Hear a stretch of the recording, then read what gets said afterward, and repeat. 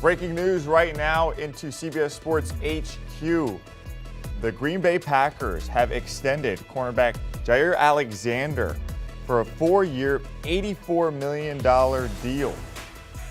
The average annual salary here now it becomes number one overall amongst defensive backs in the entire NFL. As you can see, he just passed Denzel Ward, Jalen Ramsey, Marlon Humphrey, and Marshawn Lattimore. So a big deal, a big commitment to that Packers defense.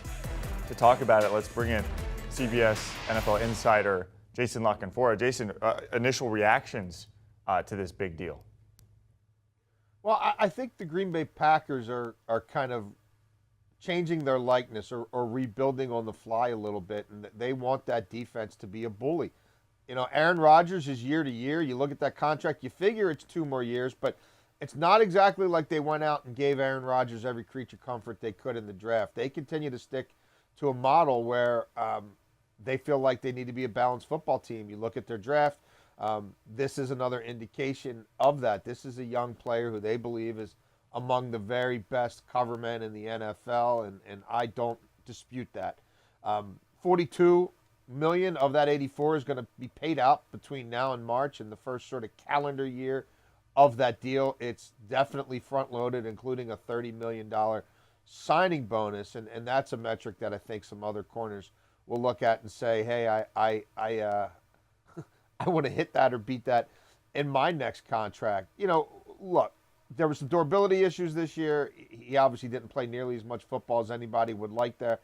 But there are a lot of smart organizations right now that you look around and say, hey, if we're not where we need to be, if we're not solid in the back end, then we're lost. And you can go back to when Ted Thompson was still running this organization. They were willing to pay outside corners and slot corners that with money that was at the time fairly significant. I think they've always understood what needs to happen on the back end there.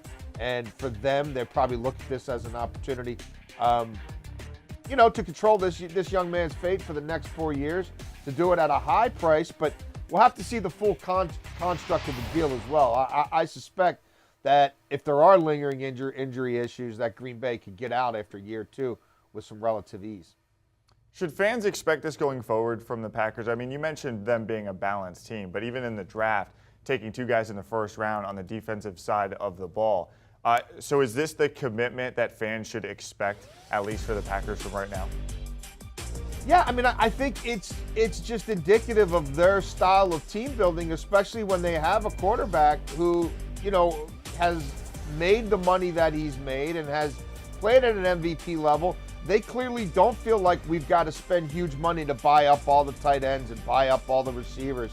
And we can get by with a little less there. Even offensive line standpoint, it looks like that's a unit that may need to be in transition.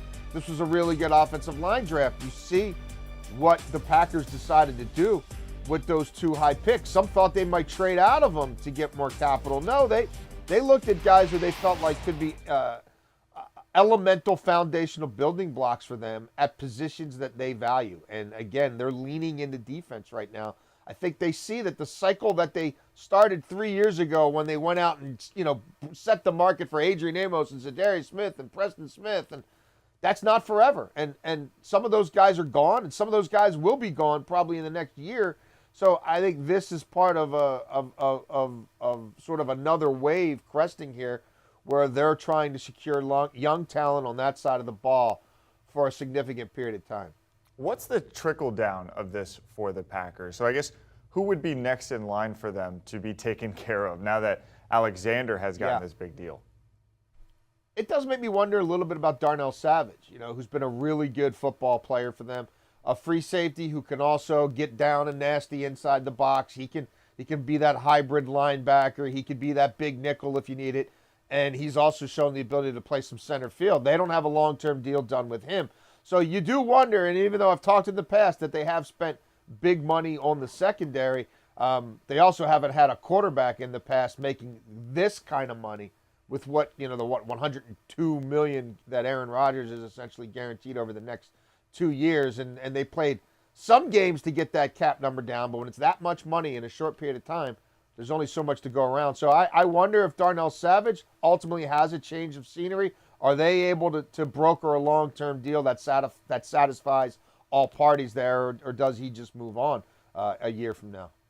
All right, Jason, one more question here, because I think you look at that AAV and you see him jump to the top of that list. Are you surprised he got this big of a deal, considering other guys on the list, again, Denzel Ward, Jalen Ramsey, Marlon Humphrey, guys who have been around the league a while? Yeah, I mean, I guess you could say that you could argue where he should be slotted in there, and you know, some would say, well, Ramsey is the cream of the crop, and even that .1 there that you're seeing on Denzel Ward. When you really strip these contracts down, when it looks at the practical sort of AAV for the years where you know he's going to be there, it shakes down a little differently. So I personally don't get caught up in too much of that. But the fact he's going to get over $42 million between now and the beginning of next year's league year, that is a significant commitment. And yeah, I guess I'm slightly surprised given the timing of it all. But as we know, rising tides lift all boats. These prices do not come down by and large. And if you are an elite player at a position that all teams would recognize as critical, pass rushers, corners, quarterbacks, left tackles, you're going to continue to get paid. Do you want a sports network that delivers everything that matters about the game? The highlights, the picks, the instant analysis, no yelling, no fake debates, no politics.